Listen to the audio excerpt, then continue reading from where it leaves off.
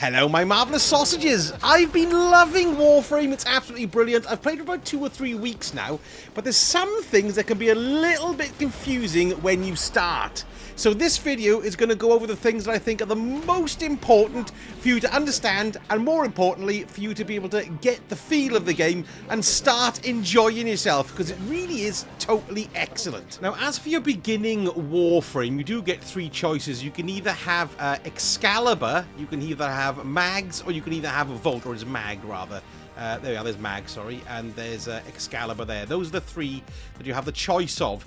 Now, I've been very lucky because when I'm streaming, I've had people gift me the other 2 Warframes. I started off with Excalibur, which I did really like, and I did really enjoy. I've had Mag, I've put them both up to level 30, so I've played them enough, and Volt is the final one that I'm using. And I would actually recommend, for me anyway, this is my personal recommendation, that you use Volt from the start. Because it's excellent and it's got some really cool abilities that will really help you out, particularly when you're doing the junction missions, when you're fighting the Warframes in there. Because there's a shield ability on Volt that when you dump the shield down, if you shoot through that shield, it'll increase the damage that your weapon gives out. So when I was trying to fight them with my melee and my ability, I was getting my ass kicked all the time. But what I found out on stream yesterday, thank you very much Cyberus by the way, is that when you slam down a shield and you shoot through it, you get the extra damage from the weapon, but you can slam down another shield, so you've got 2 shields in front of one another, and then it'll double up the output of the weapon again. So I was finding that I was just destroying them just by doing that little tip. Slam down 2 of the electrical shields, shoot through it, and I was absolutely destroying them. It was incredibly useful, and that alone is worth using Volt, and of course upgrading Volt as well. But to begin with, you'll only get 1 to pick, and of course then you have to grind for the other Warframes by doing different things. So this is the best one you can use, and I've been told that Volt can basically carry you through almost all of the stories. So maybe even all of them, because you might want to change things as you're going, and the more you play and the more adept you get at the game.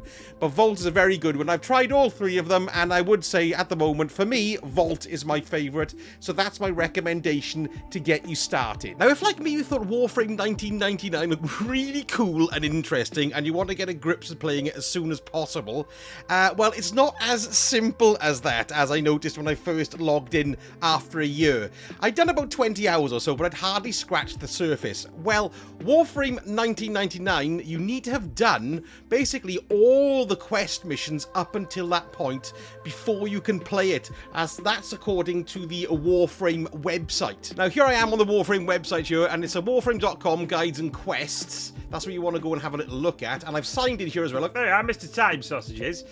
Now, you've got arcs. This is a really cool way to see exactly what you've got to do, and I'll show you exactly how I go about doing these things as well, because it can be really overwhelming when you start, but it's actually much better than you think once you start concentrating on one piece at a time. It's just knowing where to go. So you can see here, I've got Arc 1 called Awakenings, and I've completed the Vor's Prize, Sayer's Vigil, Voxelaris, Once Awake, Heart of Demos, and the Archwing. These are all basically quests or story missions that you get from your computer on your ship. So here I am on the ship. Look, it's still Christmas in my ship. It might be Christmas all year on my ship.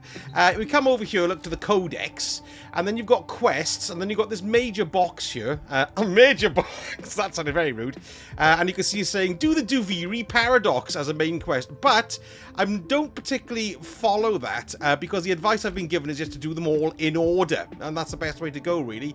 So even though I can play that one, it seems that one's a little bit standalone, and whenever I talk about the Duviri Paradox, people say, don't play it, it's really complicated, wait till you're further into the game. So I'm putting that one to the side, and I'm carrying on in order, really. So the one I'm doing at the moment now is the Nata, or Nata mission, or whatever you want to call it. And that's the one I'm going to unlock, and then I'm going to go over to do the second dream, and then I'm going to follow it that way. However, if you're unsure as which order to do them in, because I did find this a little bit confusing when I started, you just don't know where to go. But I found if you come back over here to the website and you log in, I've done all those there, look, okay? And then my next ones now I'm on Arc 2, the War Within saga. So I've got the Natar one, or Nata, whatever you want to call it, or Nata, and then you've got the Second Dream, so I can see that one there. Then Rising Tide, then the War Within, Chains of Harrow, Apostasy Prologue, and then the Sacrifice. And then I'll go along then to Arc 3. There's only 2 there, Prelude to War and the New War. And I've been hearing people say that the game really opens up, I believe, after the Second Dream, or it gets very... It kind of pushed up a gear from this original arc. So I'm really looking forward to playing that. So we've got Arc 3 there, the New War Saga, and that one there. And then finally we've got the Void War Saga, Whispers in the Walls, and the Lotus Eaters. And then you can go on to 1999. Now, people might say technically you can go into it anyway. I'm not too sure. But I really want to enjoy the game, and I want to know where I am and what I'm doing it for. I don't like jumping ahead without doing the intervening steps or anything like that, because I want to sort of savor it, because, well, it is finite in lots of ways, like Destiny was. So my advice to you is follow how I'm doing it. Go to the website if you get confused, and you can find out exactly which progress you've done. Because if you look here at Arc 1, it says Next Quest on the list there, so I can click on Next Quest, and then it'll take me to it, and it's the Nata Quest, which is the one that I'm actually on. So it's very, very useful, and it's also got tips here as well, which is interesting, but I won't show you any of that in case it's spoilery for you. So there we go. That's how I'm navigating my way around what stories to do. So once you've decided what to do, then you've got to go and do it. Now, you've got to come here to the navigation, and if you didn't know, you can either go to the navigation here on your ship, or you can bring it up here and you can go to the menu. That's with the select key on the PlayStation, but whatever you do to bring up your options, basically, you can go straight to the navigation there as well. Now, once you're in here, you're going to find, well, there is a massive wall of info that you go, what, where do I go, what do I do? Because when you look at the map, it's huge. But not only that, when you go into individual planets, they also seem huge as well. There's loads of different nodes, lots of flashy lights to do. Well, the quest will tell you what you need to do. So I'm going to use the Nata quest that I'm doing as an example. So you can see here the Nata quest is blanked out, okay? It's all sort of fuzzy, which means I can't see what it is, unlike the Duviri paradox, which is all ready to go. So I need to, in order to play it, play missions on Uranus until you encounter strange drones. So I thought, great, I got to play missions on Uranus. Sorry, I'm so childish. It's just ridiculous. So we come here to the navigation now. So we want to go and find Uranus on the map. Here it is, look. Now I have just unlocked it last night, okay? And I got to play missions on here in order to find a drone to scan. I'm sure it'll just pop up. I haven't done it yet. But the biggest difficulty of this was getting to Uranus before I could even open up the quest, okay? So, say for example here, I wanted to go to Uranus, so I clicked on Uranus and had a little look. Well, I can either go to Neptune, because that's to Neptune there, or to Saturn. But if I went to look on Neptune, there's no way I can get to Neptune from where you start off, because you start off here on Earth. And I can go to Venus or I can go to Mars, okay? But if you hover over the planets, it'll show you the routes where those planets go to, so you can unlock them. So, for example, you can see here, I've got connecting routes to Mars and Venus. But if I go to Neptune, I've got just a connecting route to Pluto. And then if I go to Pluto, I've got connecting routes to Eris and Phobos and Sedna. And then Eris, look, I don't have a connecting route to Pluto. Phobos, I don't have a connecting route to Eris, so I can't go to Pluto from there. Do you see what I mean? So you actually have to plot your course of where you want to go. So the way I had to go is I went from Earth to Mars, and then I went to Mars, then I went to Ceres, and then I went from Ceres to Jupiter, and then I can go to 3 markers, then I can go to Europa, or I can go to Saturn, and then I can go to Uranus. However, it's not as direct as that for the routes, because in each planet, not only do you have nodes, you also have the junctions. Now, these junctions you have to unlock by doing specific tasks, first of all. Okay, so in order for me to access the Venus Junction, I had to complete the Vor's Prize quest, I had to complete the Sayer's Vigil quest, and then I had to use Fusion to rank up any mod. Once I'd done those 3 things, then I could go to the Venus Junction. You have a fight with a Warframe. Once you kill that Warframe, the junction opens for you and then allows you to go to the connecting destination. But the problem is, of course, is that it might send you all over the shop to get that junction open. So last night, I was trying to open up the Jupiter one, for example, okay? To open up the Saturn junction there, look, I needed to defeat Alad 4 at Themisto on Jupiter, but then I also needed to complete an exterminate mission at Baal on Europa. And I thought, alright, so before I can go to Saturn, which I need to go to Uranus, I've got to complete stuff on Europa. So I had to then open the Europa junction. And to do that, I had to complete an exterminate mission in the Tesh Hub in the Void. Okay, now I'd already opened up the Void. The Void is all the way over here, and you can see it's got one major connection to it there from Sedna off of Phobos. Now you do get to Phobos quite early, so then I managed to go to the Void, do the mission that I need to do, and then that opened up Europa. So then I could go to Europa, and I could do that Baal mission there. And then that then opened up the Jupiter junction for me, sorry, the Saturn junction here, which is complete the Themisto on Jupiter, which is that one there. Where is it? It's flashing somewhere. I've already done it. There it is there, look. Right next to it. Yeah, so I had to complete that. And then I also had to do the Baal mission on Europa. And then that opened the junction to Saturn. So we can go and have a little look at Saturn here. And then to open Uranus, then I had to do defeat the Sargas Rook on Tethys on Saturn, open one Meso Void Relic, or Meso Void Relic, and learn how to perform Synthesis. So I had to do those 3 things. And then that opened Uranus, so all I've got left to do now to start the Natter mission is to go and find one of these mysterious drones, which I'm going to do on stream a little bit later on. So that's how you plan what you're going to do, and it does show you exactly what you need to do, but it's not obvious at the start. And each story mission will have the own nodes that it needs to open up, and to open up those nodes will have their own prerequisites. Does that make sense? Because that didn't... That kind of... I just found that all very overwhelming at the start. So you can plan your route by looking at the routes that you're going to go to, and then when you want to open up the junctions, then you just need to hover over them.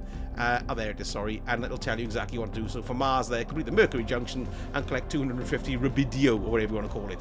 So there we go. That's how you plan your way around, and you do get used to it. It's very, very...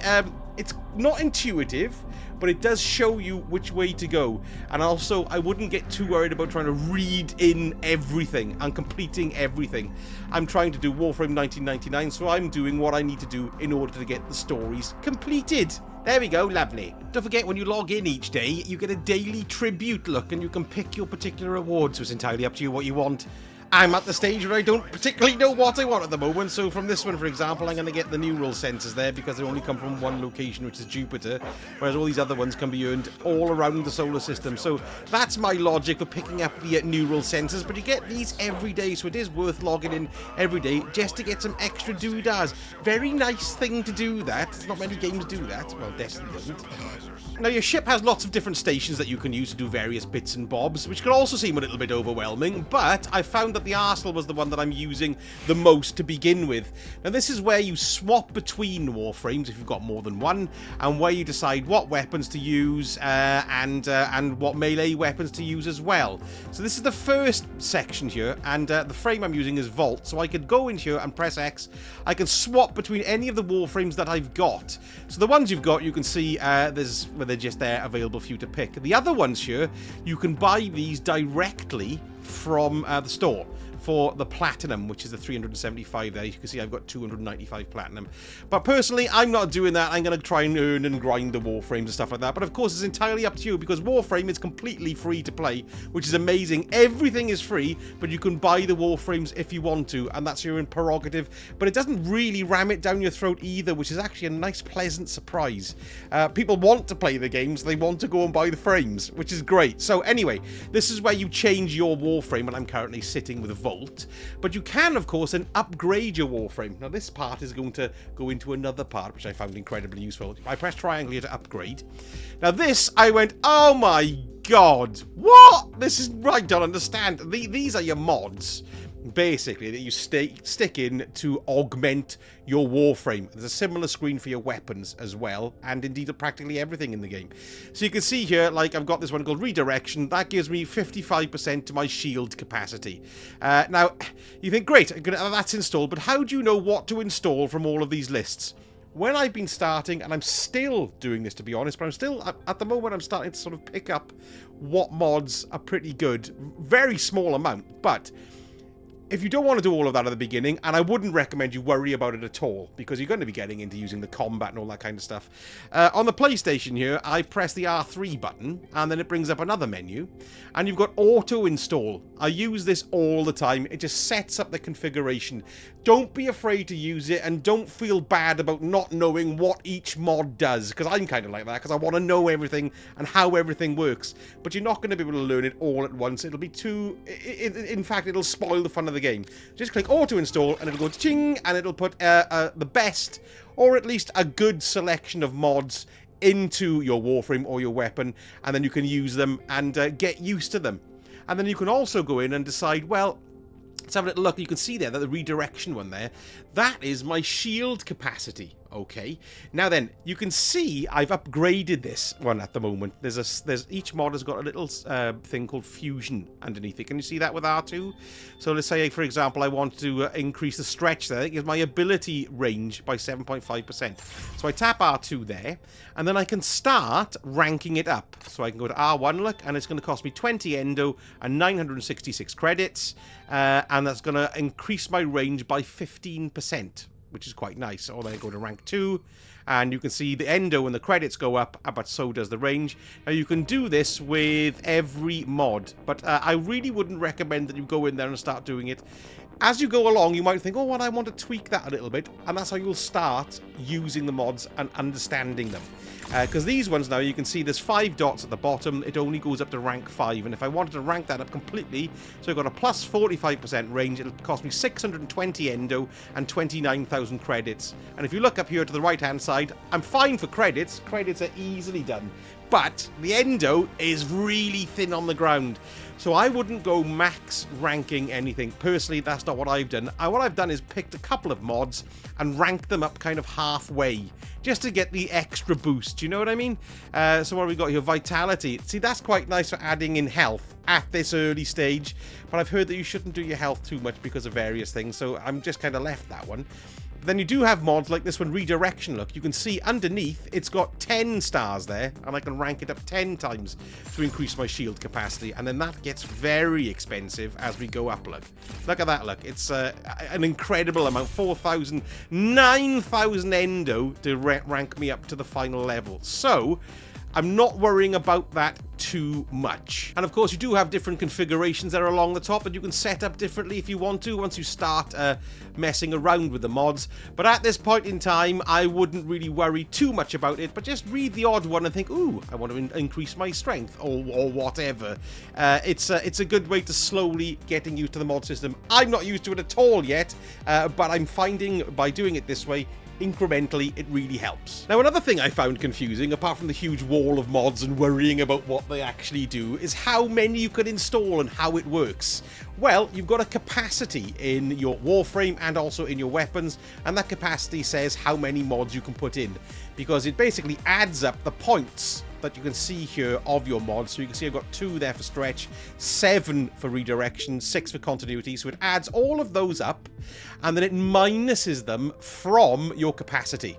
And then it'll show you how much capacity you've got left. So in my case, I've got a capacity of 58 in the suit, and I've got 28 points available for me to spend within this. So what I can do here is, I can, for example, stick in my Jugulus Carapace here, and slap that in there. And then what happens there is that you can see now it's dropped from 28 to 24 because I've just taken up another 4 spaces, so that leaves 24 spaces that I can use.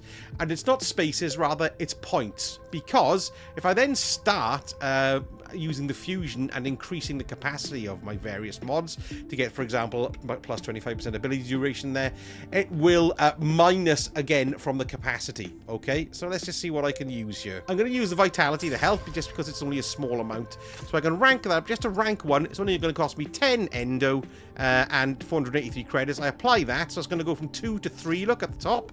I'll do that. Thanks very much. And then I come out, look, and now the capacity has dropped down to 23 because Vitality has just taken away another one of my available points for my mods. So that's how that works. In regard to increasing your mod capacity, you can probably see here I got 58, okay? Now your your rank increases the capacity. But if you come in here to where you find the auto install and you have a look here, you've got an Orokin reactor that also doubles your mod capacity. It's excellent. So you double it straight away just by installing that. Now you can get these Orokin reactors from the Nightwave rewards. They can be login rewards, invasion rewards. There's loads of different areas that you can grab these from, so don't worry too much about those. But remember, they're one use only, so if you decide to install it into a particular Warframe, that reactor is then gone. So make sure you're putting it into a Warframe that you really know that you're going to be using.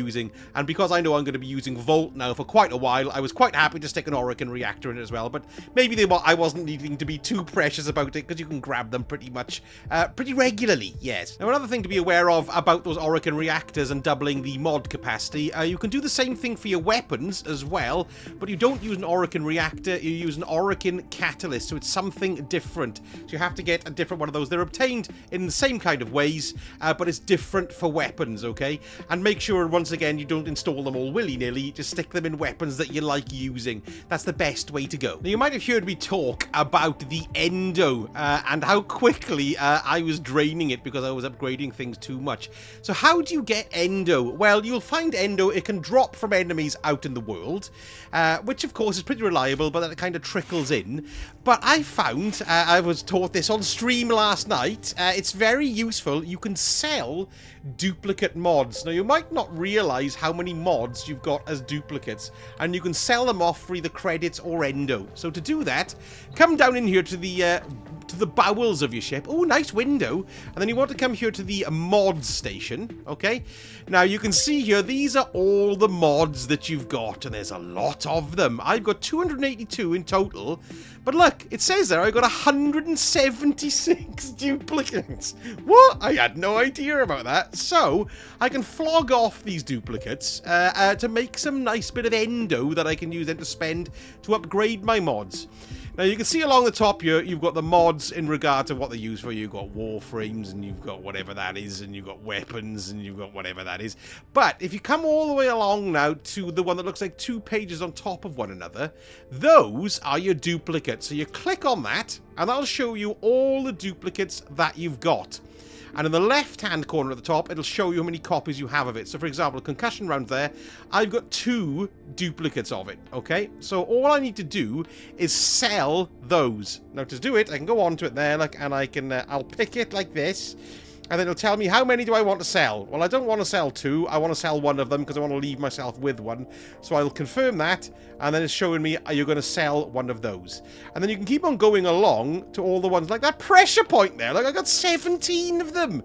I don't want 17 of them. Look, so I can sell them all, or I can just sell them less than 1. Let's confirm that, bang, and up there. So what you're going to do then is go through all your mods and sell off all of the ones you don't, all the duplicates that you don't want. You don't want duplicates, what's the point? So I got 5 there, so I'm only going to sell 4. I'll confirm that. Now, as you're going through and marking them all up, you can see up the top here, you've got 2 actions. You can sell them for credits, or you can dissolve them for Endo. And I've been advised time and time again, and I can really see why, don't bother going for the credits. Look how many credits I've got. I've never hurt for credits, but I always hurt for Endo. So that's 130 Endo there, so I can dissolve them.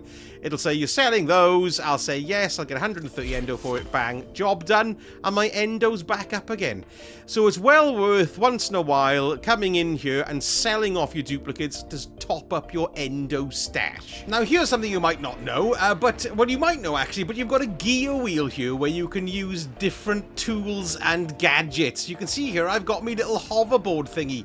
Now you've got this hoverboard, you acquire it after a particular mission. I won't give any story spoilers away, but you'll know once you get it because you use it in the mission. But once you do that mission, you can then equip the hoverboard to your gear wheel along with many other things. So if I just stop here and jump off, you can see here I can just go boom, and there's my gear wheel. I've got various things on there like an Omni scanner or codec scanner as well, but I've also got my K-Drive launcher. What the hell is that thing? Which is in fact the hoverboard. So if you've done the mission but you're wondering, well, how the hell do I get it out? You summon it from your gear wheel like I just showed you there. Like, so we'll pop in again, get the gear wheel out, get your K-Drive launcher, and there it is, and you're on it. But it doesn't go to your gear wheel as default. So let me pop back to the orbiter, and then you need to come down here to the arsenal, pop into your arsenal there. Now it's along the top here, you can see the gear wheel there, look. You can go down here, and this is where you install your various bits of gear. So you can see that I got my K-Drive launcher there. All you need to do is select an empty slot, and then any gear that you can insert will be available to put in here. That's for doing the synthesis scanning and all that, which you learn as you go on. But this one here, the Necromech Summon, I tried to put that one in. I actually can't get that yet because I haven't completed the ability that I can use it with, the War Within. I must complete that first. But if you have gotten your K-Drive launcher and you're wondering where the hell it is, that's how you stick it on, by going to the arsenal and into the gear wheel. Very useful. I've only just figured that out myself, actually, yes. So we've had a little bit of a look at the mods, and we've also had a look at the arsenal there. I'm not going to look at the companions in this particular video, but I want to look here at the foundry for our last one for these stations, because it's incredibly useful, because this is where you build everything. This is where you build your new warframes, your new weapons or components that you need. So for example here, you can have a little look at warframes I'm looking at along the top. These are the things that are available for me to build. And you can see here that they've got 4 components that I need for each of them in order to build it. So if I wanted these Ember Neuroptics, this is for the Ember Warframe. Somebody subscribed to me there then. Then I'm going to need 150 alloy plate. I'm going to need a polymer bundle, 150 of those, 1 neural sensor, and 500 rubidio. Now when you hover over each one of these, it shows you where you can acquire them as well. Look, so the neural sensors are on Jupiter, rubidio is Earth, Lua, Phobos, Europa, Pluto, Sedna, and the Void. So you know where to go to get them. Although I do find that as you play the game, you do just get the stuff that you need. But if you're looking or farming something specific, it gives you an idea of where you've got to go. For the warframes themselves, if you want to build a new warframe, so I've got a blueprint here, because you win the blueprint or you get the blueprint at the end of a particular mission. That means, there we go, you can build this warframe. That's what the blueprint means. You don't have the warframe, you can build it. Now in order to build the Gara one here, for example, I've got to get Orokin cells, of which I got enough, but then I've got to build the Gara chassis, the Gara Neuroptics, and the Gara systems. Once I've built all 3 of those and had those cells as well, then I can construct the warframe. The same thing happens with the weapons here. I can't do that one yet, the Penta, because I need to do mastery rank. But the Gorgon I could build here. It's a large magazine, allows I don't even want to, that sounds like a good laugh. Let's have a little look at this. 25,000 credits, which isn't too bad, but it's 12 hours to construct. Okay, now this is the mobile game aspect of Warframe that I don't like. I just don't like this at all in any game, shape or form. But it seems to be the only system that that people seem to be coming up with at the moment. So I want to build the Gorgon there, okay? So I'm going to press OK. Let's do that. Now then, you've got an option then to rush it, okay, if you wanted to. So I can click on rush. It's going to cost me 50 platinum to rush it. So I'm not too worried about it. I'm going to leave that tick over for 12 hours and I'll come and collect it later. If you want to have a little look at the ones that you've got available to build from the off, it's the second one across the top here, look. So that one is like the everything button, or rather what you've already built and you're ready to collect. But the one after it is the ready to build. So I've got all the components that I need to build every single one of these things that you can see here. It's not many, granted, but that's how you see what you can build, okay? Now, once you've built a warframe and once you've built a weapon, then you obviously stick it in your inventory. And your inventory has a certain amount of slots, so you can only hold a certain amount of warframes, a certain amount of weapons, and a certain amount of companion things as well. Okay, so if I come out of this screen here, And then I go to my navigation here, and I'm going to go to my equipment there, and then I can go to inventory there. This is where you can see everything that you've got. Absolutely every smegging thing. Now, so all is all, but what we want to do is drill down into the various categories. So I've got Warframes next. You can see I've got 11 Warframe slots left, and I've got 3 here. Okay, so I can save, or either I can blueprint and create another 11 Warframes, which I can build from the foundry. And once I've hit that 11 capacity, I can't hold any more Warframes. But of course, you can increase your capacity. Same thing goes for your weapons there, look. If I go over to my weapons, you can see I've got 22 weapon slots. I've got 22 available altogether here. So I've got 22 more that I can stick in here. And then finally as well, here's the companions tab. And I've got 13 slots for anything related to companions. I've got my Deriga, and I've got my bread bin, and then I've got the various other things that goes in with my Deriga there. So those are only the amount that you can actually hold. So you may have the blueprint and you can build it, but if you haven't got enough slots, you're not going to be able to make it because you're not going to be able to hold it, right? So yes, so the way you get more slots, you get them in various different ways. People gift them to you, which I've had quite a few gifted, but I'm streaming and that's really handy for me. That's all well and good for me, isn't it? But you can gain extra slots from this. Now this is, it's called Nightwave, yes, Nightwave. Now this is kind of the free battle pass in Warframe, and it's absolutely excellent. So we'll have a little look in here, and it'll show you exactly what's what. Now you can see here, you've got the really cool, groovy, cool midnight radio vibe to it, which I love. But as you continue to play the game, you unlock more parts of this and claim the rewards. Now, the Nightwave, it gives you its own currency here, which is called Nightwave creds, which you can then use to buy things. But you can see here, look, as part of the rewards, I had 2 times weapon slots there, so I added 2 weapon inventory slots. So that means I can hold 2 more weapons, and these change as well, so it's a very useful thing to have.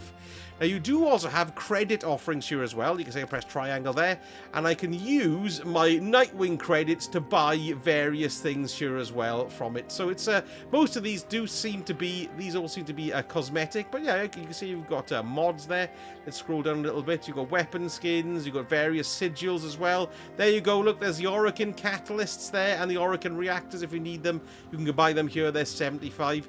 So it's very, very good, and this does link in as well to your foundry and your weapon slots. So it's well worth having a look at this, but you do just complete these as you play the game. Now another thing on this page you can see here are the weekly bounties, I suppose you could call them, or we'd call them bounties. So kill 500 enemies there, look, that's a permanent weekly bounty, these 3 here to do. And then I've got other ones, like Act Lock, complete the second dream to unlock this act. So that's another one there, that'll give me some rewards. Elite Explorer, complete 8 railjack missions. I haven't even opened up railjacking yet, so these are various ways as well that you can earn various rewards to from the Nightwave. So this is an excellent thing to come in and have a little look at. You can also go up as well, look here, so what else can I see? I've got a skin there, I've got Proclaim to the Cosmos that you bear the Mark of Death. It's just loads of really cool stuff. Former and all that I haven't even begun to look into yet, which is this, so I'm not including it in this video because I don't even know myself exactly how all that stuff works, but I will. Now, it's perfectly feasible to play Warframe solo as much as you like, but some missions are quite difficult to do when you're just a solo player.